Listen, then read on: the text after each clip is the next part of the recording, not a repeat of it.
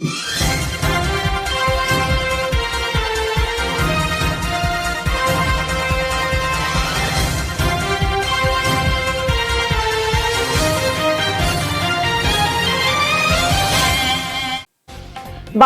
लोकांनी केलेल्या घुसखोरीवर सातारा जिल्ह्यामध्ये कोम्बिंग ऑपरेशनची गरज असल्याचं भाजपचे माजी खासदार किरीट सोमय्या यांनी म्हटले आहे। या संदर्भामध्ये सातारा जिल्हाधिकारी कार्यालयामध्ये किरीट सोमय्या यांनी जिल्हाधिकारी संतोष पाटील यांच्याबरोबर बैठक घेतली।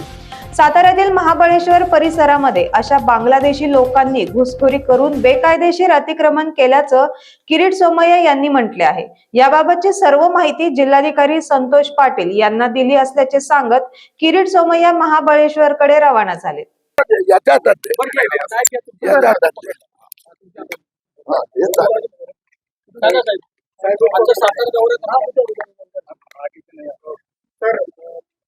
महाराष्ट्रात बांगलादेशी अतिक्रमण या संबंधात सातारा जिल्ह्यात तातडीने कॉम्बिंग ऑपरेशन करण्याची गरज आहे।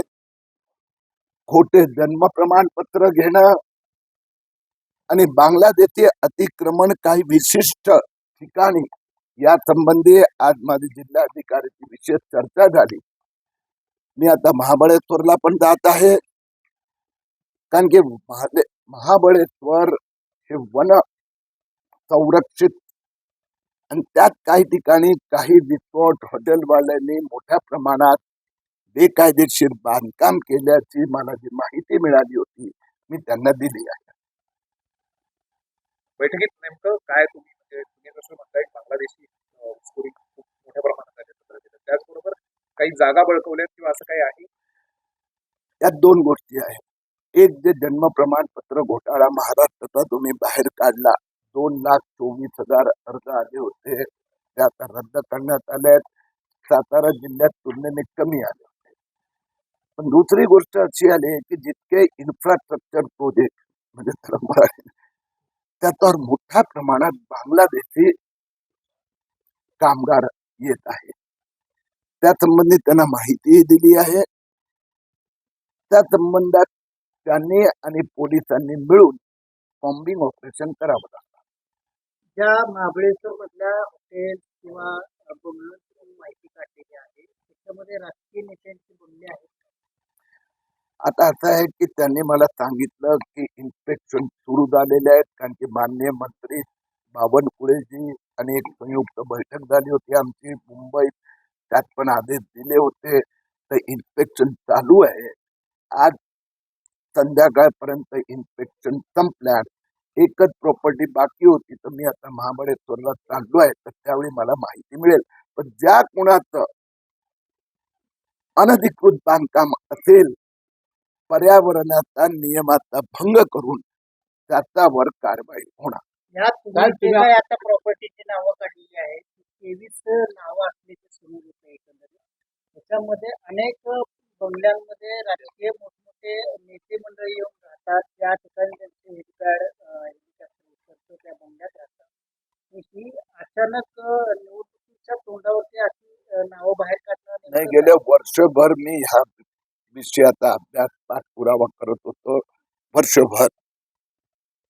मग त्यानंतर काही ठोस माहिती आणि माझं होमवर्क झाल्यानंतर गेल्या महिन्याभरात 2दा मंत्री महोदयासमवेत बैठका झाल्या।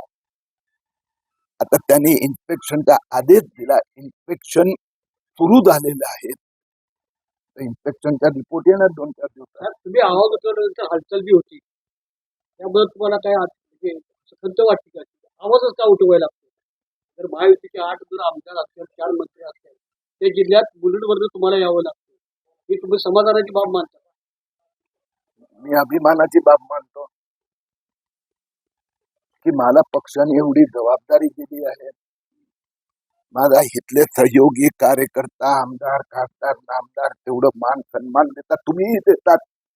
भले किरीट तुम्ही आता मागे काही पद नसलं तरीही जर एखादा कार्यकर्ता मध्ये हे वैशिष्ट्य असेल की बांगलादेशी गेलेच पाहिजे, देशाची सुरक्षा, तशाच पद्धतीने 2 वेगळे विषय की पर्यावरण महाबळेश्वर जपलं पाहिजे, तर सगळे मला दाद देतात. आता म्हणजे तुम्हाला वरिष्ठांनी दिलेल्या आदेशानुसार तुम्ही ह्याच्यावरती काम करता. म्हणजे हे जे सगळं आहे हे तर मी करतो, पण त्याला वरिष्ठांचा पण पाठिंबा असतो. पण तरी आता ह्याच्यामध्ये तुम्हाला थांबायला कदाचित लागू शकतं. मी आतापर्यंत जेवढे घोटाळे काढले आहेत किंवा जेवढे अशा प्रकारचे विषय उचलले आहेत, एकाही प्रकरणात थांबायला सांगितलेलं नाहीये. राजकीय कॉम्प्रोमाइज हा वेगळा विषय आहे, पण त्या प्रकरणात तर नाही. अधिकाऱ्यांचा इथं काही घोटाळा प्रकरण बाहेर आलेलं आहे. त्या अधिकाऱ्याच्या मुलाचा त्याच्यामध्ये तुम्ही कसं पाहताय? तुम्ही काय लक्ष घालणार आहे का? तर मुख्यमंत्री स्वतःच लक्ष घालतात, उपमुख्यमंत्री स्वतः चिंतित आहे. तर त्यात शासनाचं धोरण स्पष्ट आहे. काही बेकायदेशीर झालं असेल, कारवाई होणार. साहेब फलटणमध्ये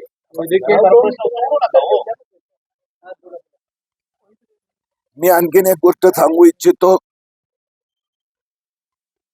की निवडणुकीचं वातावरण, पण एक गोष्टीची खंत आहे, काँग्रेस नेते असो,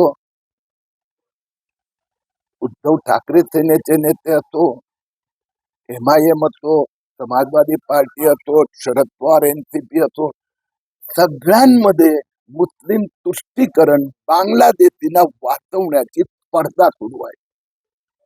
आता आणखीन एक नेता वाढलाय, गोल टोपी लावणारा. या सगळ्या नेत्यांना एक माझं स्पष्ट म्हणणं आहे, तुम्हाला मुस्लिमांचं, बांगलादेशींसाठी जे बोलायचं ते बोला, पण हिंदू धर्म, हिंदू नेत्यांची छेडछाड करण्याचं धाडस करू नका. तुम्ही मुख्यमंत्र्यांची खुर्चीसाठी आणि तुमचा पक्ष जिवंत राहावा यासाठी हिरवे कपडे एकाने घातले आणि दुसऱ्याने आता घेतले, काही हरकत नाही आहे, पण आमचा भगवाकडे बघू नका.